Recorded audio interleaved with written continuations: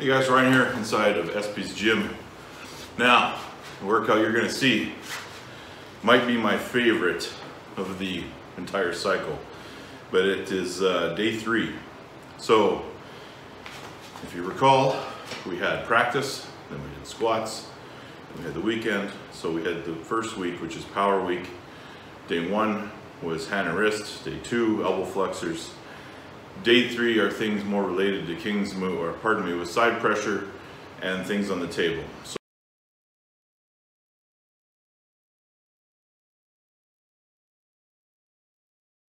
the first exercise you're going to see, you could relate it to King's move, you can call it can opener, but the weight stack is in front of you as it is with all things on side pressure day. And I'm actually starting at, if you didn't notice, my elbow position at the top corner of the pad and coming back. So establishing control, separating your opponent from his body, opening up that angle. Everyone likes to say vector these days. Everyone's saying vectors. Well, let's try to keep it simple and not slap all these different words on them so people can just get more confused. What I'm trying to do is establish hand control and open up my opponent.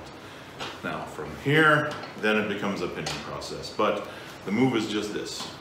Now this is over exaggerated so you can see, because it is power week, we are doing 3 rep sets on that and 3 sets in total.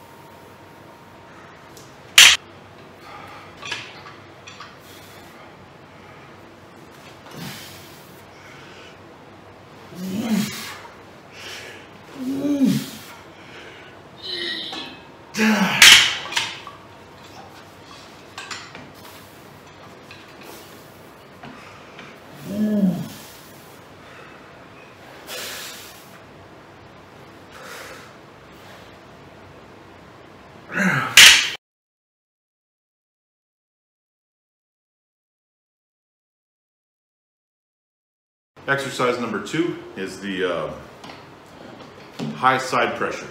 So weight is up in front of you, but high. Instead of, I used to help it in position, I'm going just a little bit lighter these days so I can hit it in position and hold it for a 5 count. So what you'll see is 3 sets of this, and it will be 3 sets in total for this exercise. Hitting it in position, holding it below the pin for a 5 count.